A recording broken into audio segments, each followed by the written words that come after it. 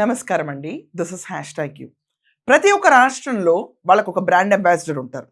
అంటే film సెలబ్రిటీస్‌ని brand అంబాసిడర్‌గా తీసుకోవటం అన్నది రెగ్యులర్‌గా చూస్తున్న ఆనవాయితీయే. ఇప్పుడు గుజరాత్‌కి అమితాబ్ బచ్చన్, అలాగే మనం చూసుకుంటే లెజెండరీ హీరోస్‌లో మనం చూసుకుంటే రజనీకాంత్ గారిని కూడా చాలామంది పొలిటికల్‌గా వాడుకోవాలనుకుంటారు.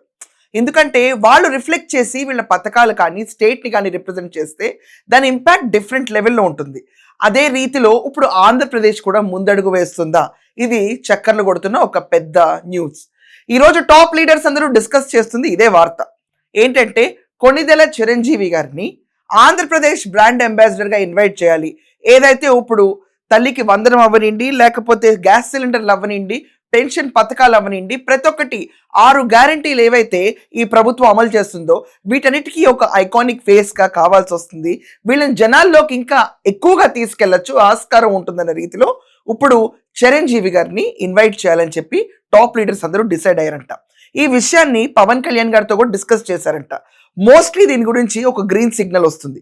ఇప్పటిదాకా ఆంధ్రప్రదేశ్ అంటే ఉమ్మడి ఆంధ్రప్రదేశ్గా ఉన్నప్పుడు, దాని తర్వాత విభజించబడిన తర్వాత కూడా ఆంధ్రప్రదేశ్కి బ్రాండ్ అంబాసిడర్ ఇప్పుడు దాకా ఎవరు కావాల్సిగా like there is no need of any brand ambassador. ఎందుకంటే చంద్రబాబు నాయుడు గారే ఆయనే ఒక ఐకాన్గా బ్రాండ్ అంబాసిడర్ ఫర్ ద స్టేట్గా వ్యవహరిస్తూ ఉంటారు.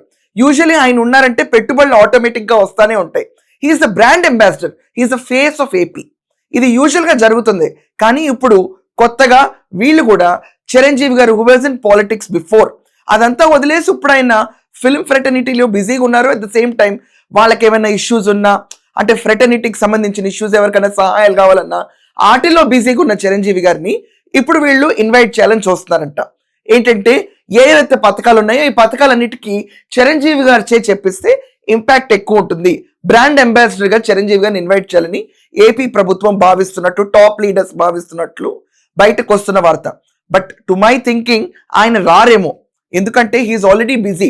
ఒక్కసారి నేను వదిలేసుకున్నాను రాజకీయాలను చెప్పిన తర్వాత, ఈరోజు ప్రజారాజ్యమే జనసేన అని చెప్పిన తర్వాత, when he has washed of his hands from politics, ఇది కాకుండా ఫిల్మ్ షూటింగ్స్ లో బిజీగా ఉండి ఆయన ఈరోజు మళ్ళీ వచ్చి ఒక బ్రాండ్ అంబాసిడర్ గా ఉంటారంటే మేబీ ఆయన తిరస్కరించవచ్చు, లేకపోతే యాక్సెప్ట్ కూడా చేయొచ్చు. ఎందుకంటే ఆయన సొంత తమ్ముడు కొణిదెల పవన్ కళ్యాణ్ గారు ఉప ముఖ్యమంత్రిగా ఉన్నారు ఈ రాష్ట్రానికి.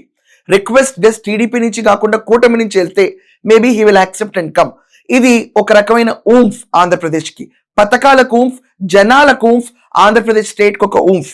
సో పథకాల వరకైనా లేకపోతే స్టేట్ మొత్తానికి ఈయన బ్రాండ్ అంబాసిడర్గా తీసుకుంటారన్న విషయం పైన ఇంకా క్లారిటీ రాలేదు. బట్ ఎస్, చిరంజీవి గారి పేరు మాత్రం హైలైట్ అవుతుంది ఇప్పుడు ఆంధ్రప్రదేశ్కి రాబోయే బ్రాండ్ అంబాసిడర్ అని చెప్పి.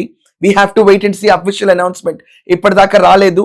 ప్రమాణ స్వీకారం రోజు స్టేజ్ పైన పవన్ కళ్యాణ్ గారు చెయ్యి, చిరంజీవి గారు చెయ్యెత్తి మోడీ గారు ఆ రోజు చేసింది ఒక సెన్సేషన్ అయింది. మేబీ ఒకవేళ ఈయన బ్రాండ్ అంబాసిడర్ గా యాక్సెప్ట్ చేసి వీళ్ళు ఇన్వైట్ ఇస్తే కనుక this will become another sensation for the state. After Amitabh Bachchan ఈ రోజు చిరంజీవి గారు ఆ ప్లేస్కి వస్తారు ఖచ్చితంగా.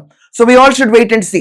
మీ అందరి దృష్టిలో చిరంజీవి గారిని బ్రాండ్ అంబాసిడర్ గా పెడితే స్టేట్ ఊంఫ్ అప్ అవుతుందా? దీనిపైన మీ కమెంట్స్ ఖచ్చితంగా రాయండి. That's all for now. Thank you.